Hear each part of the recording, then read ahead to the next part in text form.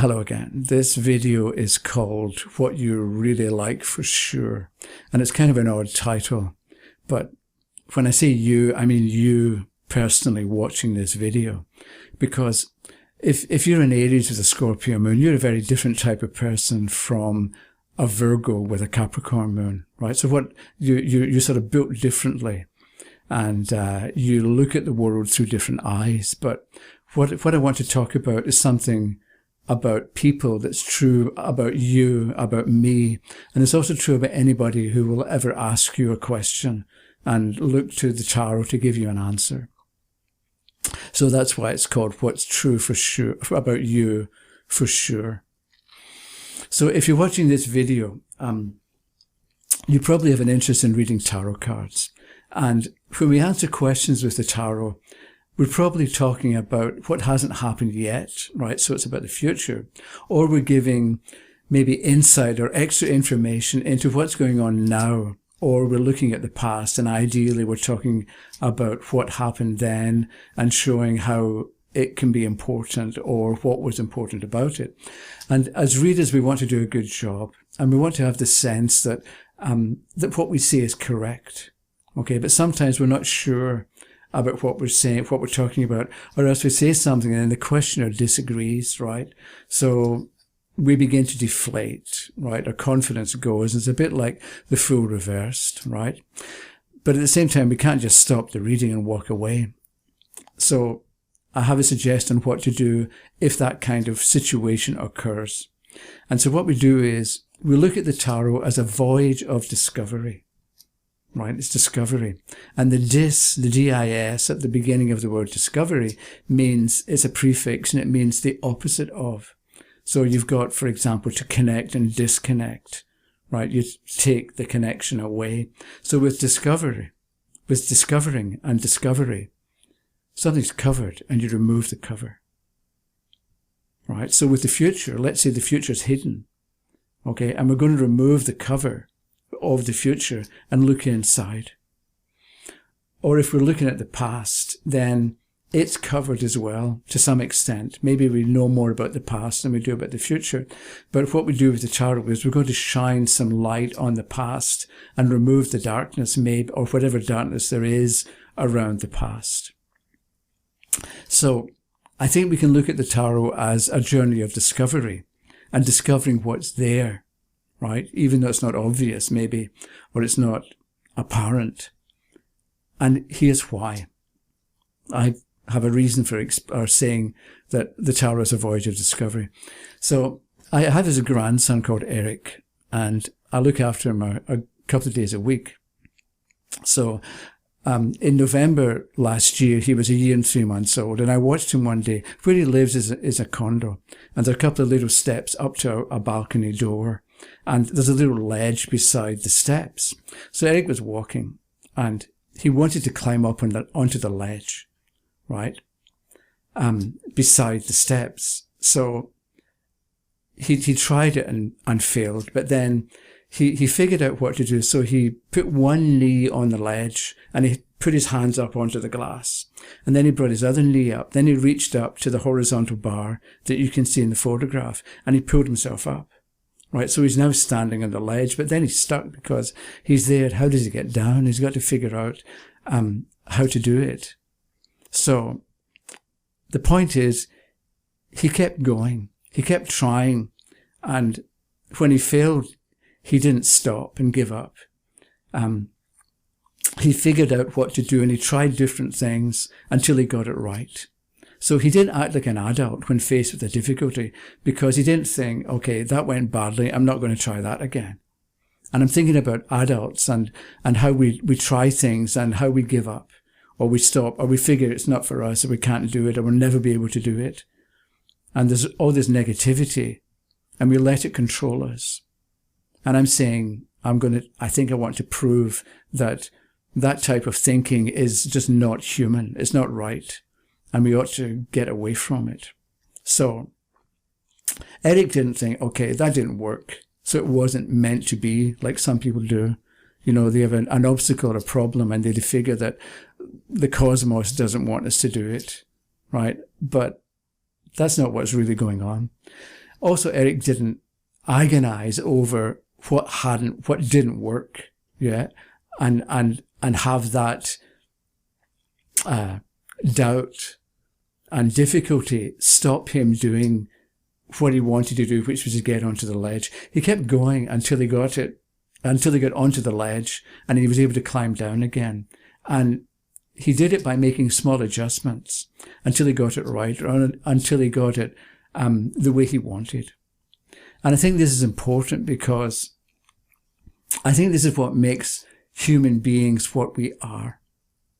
Okay, we're all people, and we all have this urge or this motivation or this desire, or whatever you want to call it, is in all of us to do stuff.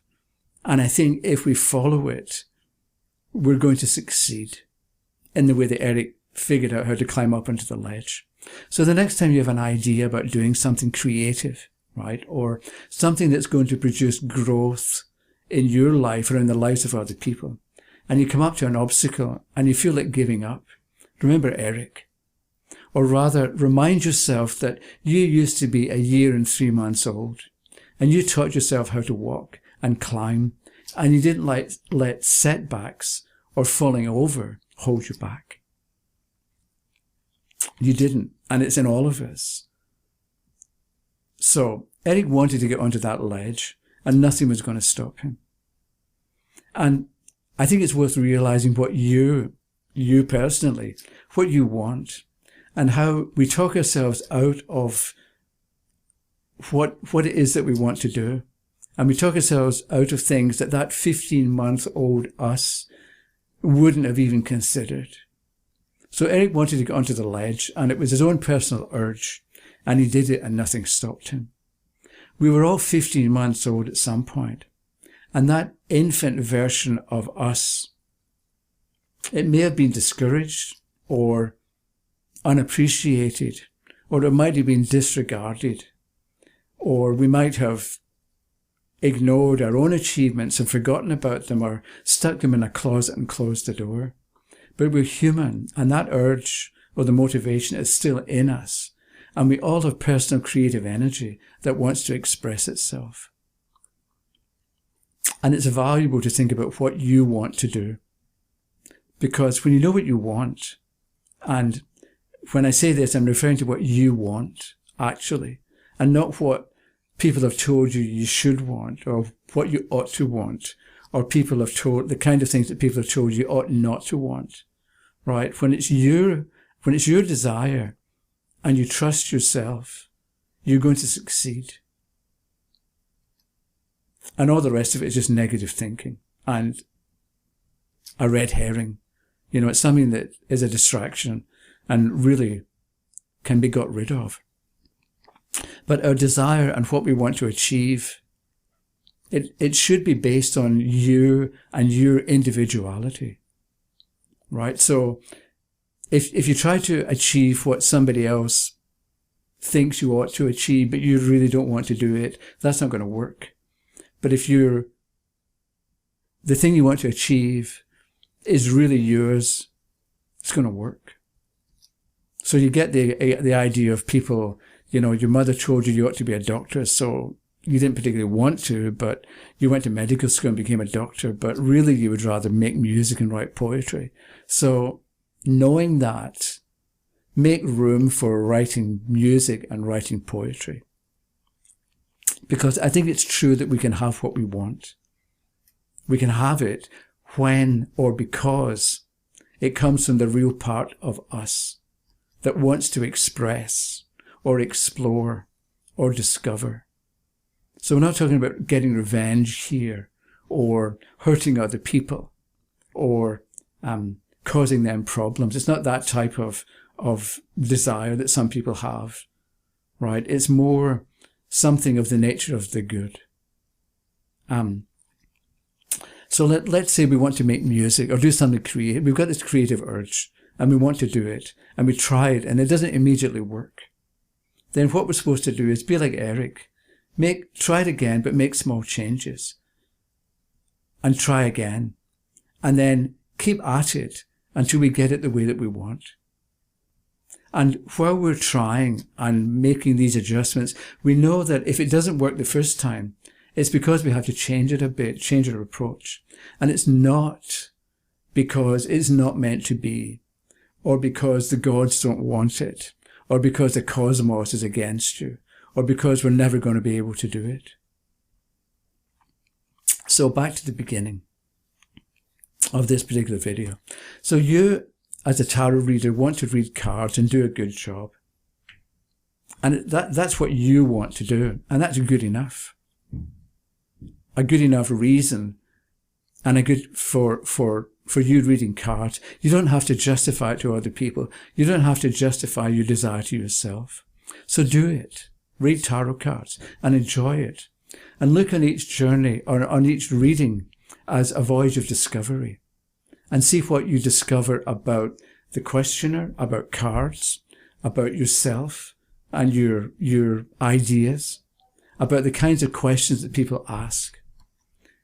And discover what else is out there and add it to your pool of knowledge and understanding.